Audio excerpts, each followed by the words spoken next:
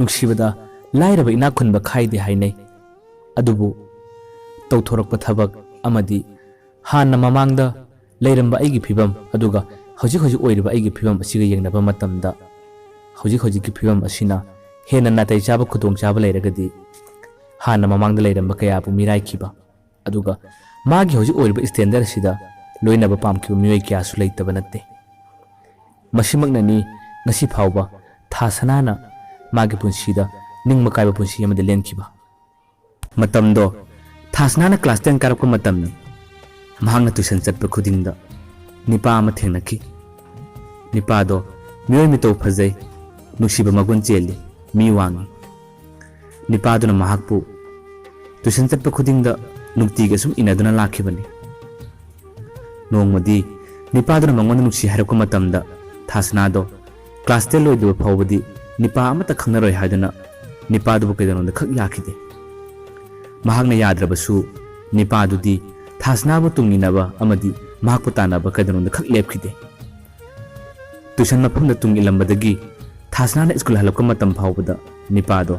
tungasum inaduna lakhibani mi amana asiyo nuksiraba phawbada thasna su mahaki matawaduda khajiktung nuksiba phawki thoine henadi nipadu gi wakhanda khalubudi leite nongmadi thasna na school halakko matamda nipado gari maza ma tonnaga thasna gi tumna tapna inaraklaga thasna ra chithi ma piram khibani thasna su chithi adu lahore mana chithi ado yum yobaga hek paroi mana parbu bikupta chithi ado sumna iramkhi thasna nangna class 10 loidri phawba nipa mata khangnaroi habado nangna class 10 loibado ai ngai rage nangna class 10 loiba matungda kanamta khangnaramgono ko nang aibu ngai duna leiramu ngasi ani si thipirami haiduna su nang aibu saugunu ko hayengdagi de ai Dehradun da forestry diploma to usalagani nangbu dingduna ngasi nangi nanakta lakpani loijarage warolasi iduna pirambasi thiyado thasna su paru mikupta khajitung ni nungai taba phauki thoine henadi ka hena magi wakhanda khalluba nungai taba habadu tawde thasna su class 10 sei tangkai chalakpa dwai dagidi marks boarding da laikre mang boarding da lairaduna class 10 thana ba yamna kana hona khibani asum haukhibana thasna class 10 loikre class 10 loirba matungda mahak nongma mamanabi khoida lakpu mikupta mahak nipa adu ge itha thajana thena pa mikupta thasna do khajikta ni angakpa madi phauki nipa adu na magi manakta gari thaujilaklaga wari sanasi pholamukta tawbira u haiduna nipa adu na mahak mobile number ado thasna da piram khibani thasna su kari wakhanduna khangde nipa adu mobile number du lahore mathangi numil amada mase sing amadagi thasna na mobile number adu da message thakibani minute manga muk leraga nipa adu na phone toraki mokhoi ni wari kya sanaki thasna di mobile paide mase sing amadagi torakpani haduna pau kya tamki marak ta call tawbira u wari sanasi haduna pau harakpadagi mase singi phol adudagi thasna ga nipa aduga wari kya tatana sanakhibani matam asum haukhibana class 10 gi result out tawre thasna do mark 1 pass toraki matam khara leiraga mark class 11 karakpa adwai dadi mark ki mamana mobile phone amasu leibiki masagi phone ama leibadagidi thasna do nipa aduga yamna toina phone tawnaki wari kya sanaki yamna chepa nukshi mari ama haibado makhoi ani da su oiki thasna bu nipa aduna yamna khanjai mahaki da makta yamna wabi bani mateng kya su pangbi matam ayamada thasna bu nipa aduna senaduna tan lakhi bani class 11 gi matam loirabasu class 12 karakko matam dadi thasna do tuition tawba chale mana tuition chatpa matam da su mana tuition halakpa matam da makhoi mapana hekte lobla lae makhoi gi mapana lobla laktri phawba nipa aduna thasna bu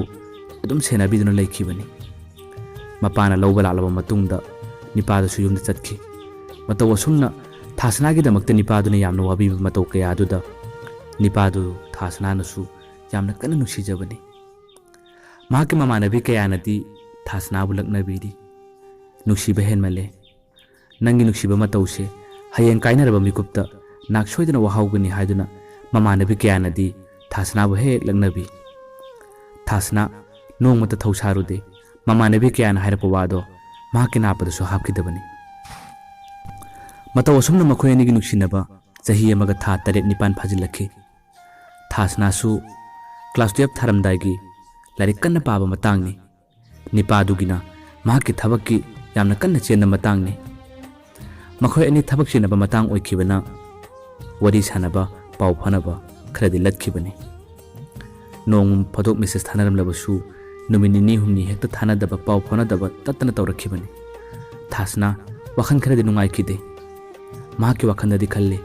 nipado thabak chinbagi mahaki thabaki exam laibagi larik kanna pabo ramani khalle mahaksu larik ta kanna mayon sinduna larik paduna laikhi numit 10 rom lairagadi nongma nipaduna phone tawrakhi larik kanna pau class 12 ki exam asigi damakta nang kanna hono somda aisu thabaki exam gi damakta thabak khara sille handakti nangona pau toina phorok pangam loi haiduna nipaduna phone tawrakhi nipaduna phone tawlaga hairapa kaya do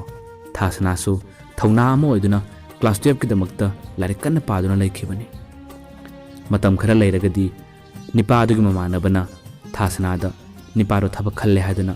pau pirakhibani nipaduna di thasna da hairakibadi laite thasna do mamanabana tamlaka pau do yamna harauki nungaikhi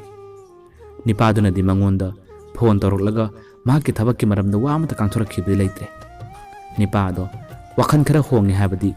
thasna khangdebadi natte nipado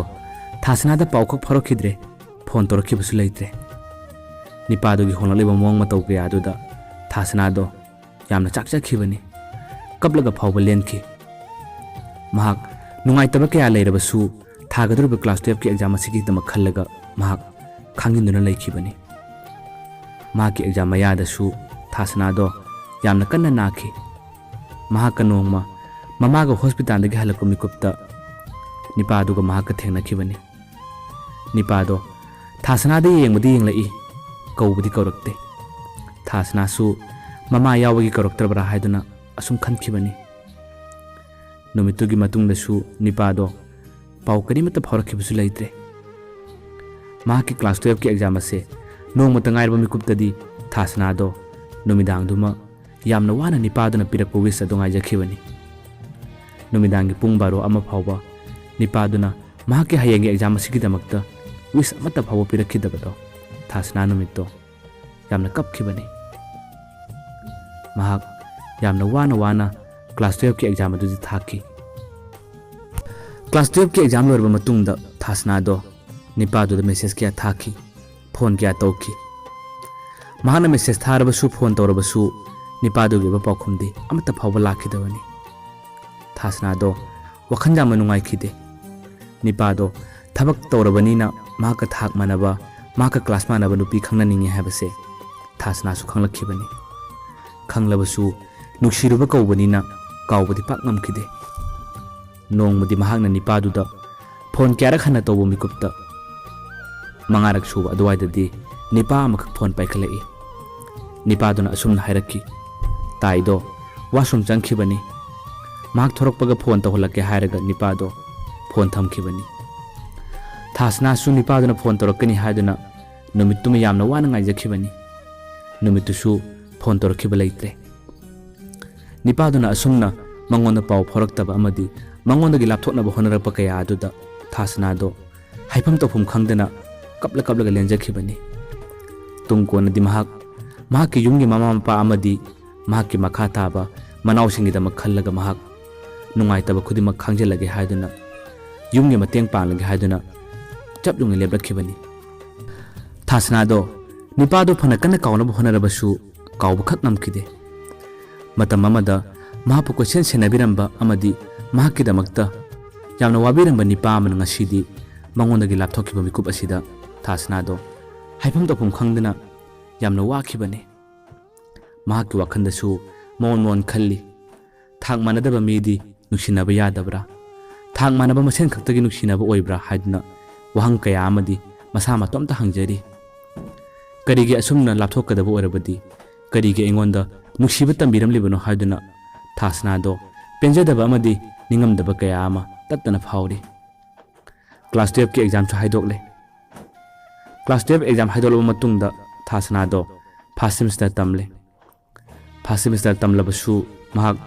ꯅꯣꯡ ꯐꯥꯗꯣꯛ ꯅꯤꯄꯥꯗꯨꯒꯤ ꯋꯥꯈꯜ ꯅꯤꯡꯁꯤꯡꯗꯕꯗꯤ ꯌꯥꯎꯗꯦ꯫ ꯐꯅ ꯀꯟꯅꯗꯤ ꯀꯥꯎꯅꯕ ꯍꯣꯠꯅꯈꯤꯕꯅꯤ, ꯀꯥꯎꯕꯗꯤ ꯄꯥꯛ ꯉꯝꯗꯅ ꯂꯩꯔꯤ꯫ ꯅꯣꯡꯃꯁꯨ ꯊꯥꯖꯗꯕ ꯅꯨꯃꯤꯠ ꯑꯃꯗ ꯊꯥꯁꯅꯥꯅ ꯃꯃꯥꯟꯅꯕꯤꯒꯤ ꯀꯣꯂꯦꯖ ꯍꯜꯂꯛꯄ ꯃꯤꯀꯨꯞꯇ ꯅꯤꯄꯥꯗꯣ ꯊꯦꯡꯅꯈꯤꯕꯅꯤ꯫ ꯃꯇꯝ ꯀꯨꯏꯅ ꯎꯔꯨꯗ꯭ꯔꯕ ꯀꯥꯎꯔꯨꯔꯕ ꯁꯛꯐꯝ ꯑꯗꯣ ꯅꯤꯄꯥꯗꯨꯕꯨ ꯎꯔꯨꯕ ꯃꯤꯀꯨꯞꯇ ꯊꯥꯁꯅꯥꯗꯣ ꯃꯃꯤꯠꯇꯒꯤ ꯃꯄꯤ ꯐꯥꯎꯕ ꯆꯤꯡꯊꯔꯛꯈꯤꯕꯅꯤ꯫ ꯅꯤꯄꯥꯗꯨ ꯀꯧꯔꯛꯈꯤꯗꯦ, ꯃꯃꯥꯟꯅꯕꯤꯗꯨꯗꯗꯤ ꯀꯧꯔꯛꯏ꯫ ꯀꯩꯅꯣꯝꯃ ꯆꯥꯈꯤꯁꯤ ꯍꯥꯏꯗꯨꯅ ꯅꯤꯄꯥꯗꯨꯅ ꯃꯃꯥꯟꯅꯕꯤꯗ ꯍꯥꯏꯔꯛꯄꯗꯣ ꯊꯥꯁꯅꯥꯗꯤ ꯌꯥꯈꯤꯗꯕꯅꯤ꯫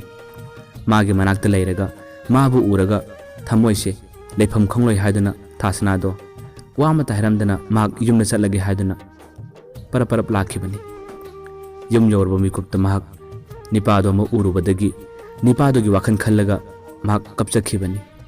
ꯅꯤꯡꯉꯝꯗꯕ ꯑꯃꯗꯤ ꯄꯦꯟꯖꯗꯕ ꯀꯌꯥ ꯑꯗꯨꯅ ꯅꯤꯄꯥꯗꯨꯗ ꯀꯔꯤ ꯃꯔꯝꯒꯤꯗꯃꯛ ꯅꯍꯥꯛꯅ ꯑꯩꯕꯨ ꯂꯥꯞꯊꯣꯛꯂꯤꯕꯅꯣ ꯍꯥꯏꯗꯨꯅ ꯋꯥꯍꯪ ꯀꯌꯥ ꯑꯃꯗꯤ ꯍꯪꯅꯤꯡꯕꯗꯤ ꯐꯥꯎꯔꯤ꯫ ꯅꯤꯄꯥꯗꯣ ꯅꯨꯄꯤ ꯑꯇꯣꯞꯄ ꯀꯣꯏꯈ꯭ꯔꯦ ꯍꯥꯏꯕꯒꯤ ꯄꯥꯎꯁꯨ ꯇꯥꯏ꯫ ꯃꯍꯥꯛꯅ ꯄꯥꯎ ꯇꯥꯔꯕꯁꯨ ꯊꯥꯁꯅꯥꯅ ꯈꯪꯅꯤꯡꯕꯗꯤ ꯀꯔꯤ ꯃꯔꯝꯒꯤꯗꯃꯛ ꯃꯍꯥꯛꯄꯨ ꯂꯥꯞꯊꯣꯛꯂꯤꯕꯅꯣ, ꯀꯔꯤ ꯏꯔꯥꯜꯒꯤꯗꯃꯛ ꯅꯪꯅ ꯑꯁꯨꯝꯅ ꯃꯤꯔꯥꯏꯔꯤꯕꯅꯣ ꯍꯥꯏꯕꯒꯤ ꯄꯥꯎꯈꯨꯝꯗꯣ ꯊꯥꯁꯅꯥꯅ ꯅꯤꯄꯥꯗꯨꯗꯒꯤ ꯇꯥꯅꯤꯡꯈꯤꯕꯅꯤ꯫ ꯃꯍꯥꯛꯅ ꯐꯅ ꯇꯥꯅꯤꯡꯂꯕꯁꯨ ꯇꯥꯕꯗꯤ ꯈꯛ ꯐꯪꯈꯤꯗꯦ꯫ ꯑꯁꯨꯝ ꯍꯧꯈꯤꯕꯅ ꯊꯥꯁꯅꯥꯅ ꯐꯥꯔꯁꯠ ꯁꯦꯃꯤꯁꯇꯔ ꯂꯣꯏꯔꯕ ꯃꯇꯨꯡ ꯁꯦꯀꯦꯟ ꯁꯦꯃꯤꯁꯇꯔ ꯇꯝꯕ ꯍꯧꯔꯛꯄ ꯑꯗꯨꯋꯥꯏꯗ ꯅꯣꯡꯃ ꯅꯤꯄꯥꯗꯣ ꯊꯥꯁꯅꯥꯒꯤ ꯃꯅꯥꯛꯇ ꯂꯥꯛꯈꯤ꯫ ꯃꯍꯥꯛ ꯂꯥꯜꯂꯦ ꯍꯥꯏꯖꯈꯤ꯫ ꯊꯥꯁꯅꯥꯅ ꯃꯍꯥꯛꯅ ꯍꯥꯏꯔꯤꯕ ꯋꯥ ꯑꯗꯨꯒꯤ ꯄꯥꯎꯈꯨꯝꯗꯣ ꯄꯤꯈꯤꯗꯦ꯫ ꯃꯍꯥꯛꯅ ꯍꯪꯈꯤ, ꯀꯔꯤ ꯏꯔꯥꯜꯒꯤ, ꯀꯔꯤ ꯃꯔꯝꯒꯤꯗꯃꯛ ꯅꯪꯅ ꯑꯩꯉꯣꯟꯗꯒꯤ ꯂꯥꯞꯊꯣꯛꯂꯤꯕꯅꯣ? ꯃꯗꯨꯒꯤ ꯄꯥꯎꯈꯨꯝꯗꯨꯇꯪ ꯄꯤꯕꯤꯔꯛꯎ ꯍꯥꯏꯗꯨꯅ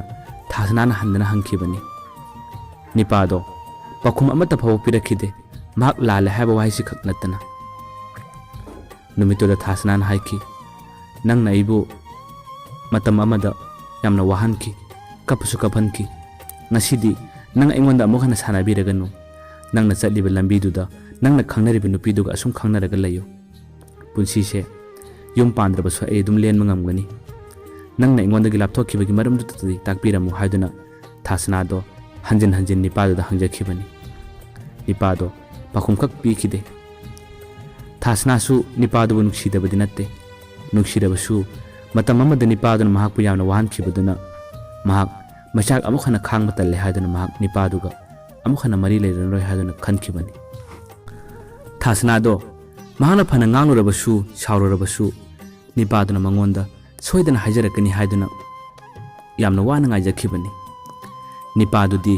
ꯅꯨꯃꯤꯠꯇꯨꯗ ꯈꯛ ꯂꯥꯜꯂꯦ ꯍꯥꯏꯔꯝꯕ ꯋꯥꯍꯩꯗꯨ ꯅꯠꯇꯅ ꯃꯈꯥ ꯇꯥꯅ ꯊꯥꯁꯅꯥꯗ ꯋꯥ ꯑꯃꯨꯛꯇ ꯐꯥꯎꯕ ꯍꯥꯏꯔꯛꯈꯤꯗ꯭ꯔꯕꯅꯤ, ꯐꯣꯟ ꯇꯧꯔꯛꯈꯤꯗ꯭ꯔꯕꯅꯤ꯫ ꯊꯥꯁꯅꯥꯁꯨ ꯅꯤꯄꯥꯗꯨꯒꯤ ꯋꯥꯈꯜ, ꯃꯍꯥꯛꯀꯤ ꯄꯨꯛꯆꯦꯜ ꯂꯣꯏꯅ ꯈꯪꯉꯤ꯫ ꯅꯤꯄꯥꯗꯨꯗꯤ ꯃꯍꯥꯛꯀ ꯊꯥꯛ ꯃꯥꯟꯅꯕ, ꯃꯍꯥꯛꯀ ꯏꯁꯇꯦꯟꯗꯔ ꯃꯥꯟꯅꯕ ꯅꯨꯄꯤ ꯄꯥꯝꯖꯕꯅꯤ꯫ ꯃꯇꯝꯒꯤ ꯑꯍꯦꯟꯕ ꯃꯁꯛ ꯐꯖꯕ ꯅꯨꯄꯤ ꯀꯌꯥꯗ ꯉꯥꯎꯖꯕꯅꯤ꯫ ꯊꯥꯁꯅꯥ ꯈꯛꯇꯅ ꯅꯤꯄꯥꯗꯨꯕꯨ ꯅꯨꯡꯁꯤꯖꯔꯨꯕꯒꯤ ꯀꯥꯎꯕ ꯉꯝꯖꯗꯕꯅꯤ꯫ ꯅꯤꯄꯥꯗꯨꯒꯤ ꯋꯥꯈꯜ, ꯃꯍꯥꯛꯀꯤ ꯄꯨꯛꯆꯦꯜ ꯂꯣꯏꯅꯔꯕ ꯃꯇꯨꯡꯗꯗꯤ ꯊꯥꯁꯅꯥꯅ ꯅꯤꯄꯥꯗꯣ ꯀꯅꯥꯅꯣ ꯍꯥꯏꯕ ꯐꯖꯅ ꯈꯪꯈꯤ꯫ ꯃꯇꯝ ꯈꯔ ꯂꯩꯔꯒꯗꯤ ꯊꯥꯁꯅꯥꯒꯤ ꯃꯃꯥꯟꯅꯕꯤꯅ ꯊꯥꯁꯅꯥꯗ ꯅꯤꯄꯥꯗꯣ ꯅꯨꯄꯤ ꯑꯇꯣꯞꯄ ꯑꯃ ꯆꯦꯟꯈ꯭ꯔꯦ ꯍꯥꯏꯗꯨꯅ ꯄꯥꯎ ꯇꯝꯂꯛꯈꯤꯕꯅꯤ꯫ ꯊꯥꯁꯅꯥ ꯇꯨꯝꯕ ꯌꯥꯈꯤꯗꯦ, ꯌꯥꯝꯅ ꯀꯞꯈꯤ, ꯌꯥꯝꯅ ꯆꯥꯛꯅꯁꯨ ꯂꯦꯟꯈꯤ꯫ ꯅꯤꯄꯥꯗꯨꯅ ꯃꯉꯣꯟꯗ ꯁꯥꯟꯅꯔꯝꯕ ꯑꯃꯗꯤ ꯂꯛꯅꯔꯝꯕ ꯀꯌꯥ ꯑꯗꯣ, ꯅꯤꯡꯉꯝꯗꯕ ꯑꯃꯗꯤ ꯄꯦꯟꯖꯗꯕ ꯀꯌꯥ ꯑꯗꯨꯅ ꯃꯍꯥꯛ ꯅꯤꯄꯥꯗꯨꯗ ꯁꯥꯎꯅꯤꯡꯕ ꯑꯃꯗꯤ ꯂꯃꯟ ꯈꯨꯝꯅꯤꯡꯕ ꯐꯥꯎꯈꯤꯕꯅꯤ꯫ ꯃꯇꯧ ꯑꯁꯨꯝꯅ ꯄꯨꯛꯆꯦꯜ ꯂꯦꯞꯇꯕ ꯑꯍꯦꯟꯕꯇ ꯄꯥꯝꯕ ꯅꯤꯄꯥ ꯑꯃꯈꯛ ꯊꯦꯡꯅꯔꯨꯕꯅ ꯊꯥꯁꯅꯥꯒꯤ ꯄꯨꯟꯁꯤꯗ ꯅꯤꯄꯥ ꯍꯥꯏꯕ ꯅꯤꯄꯥꯁꯦ ꯄꯨꯟꯁꯤꯗ ꯑꯃꯨꯛ ꯍꯟꯅ ꯈꯪꯅꯔꯔꯣꯏ, ꯃꯈꯣꯏꯕꯨ ꯊꯥꯖꯕ ꯌꯥꯗ꯭ꯔꯦ ꯍꯥꯏꯗꯨꯅ ꯊꯥꯁꯅꯥ ꯃꯍꯥꯛꯀꯤ ꯃꯈꯥ ꯇꯥꯕ ꯃꯅꯥꯎꯁꯤꯡ ꯑꯃꯗꯤ ꯌꯨꯝꯒꯤ ꯈꯜꯂꯒ ꯄꯨꯟꯁꯤꯁꯦ ꯌꯨꯝ ꯄꯥꯟꯗ꯭ꯔꯕꯁꯨ ꯂꯦꯟꯖꯔꯒꯦ ꯍꯥꯏꯗꯨꯅ ꯍꯤꯡꯍꯧꯔꯤ꯫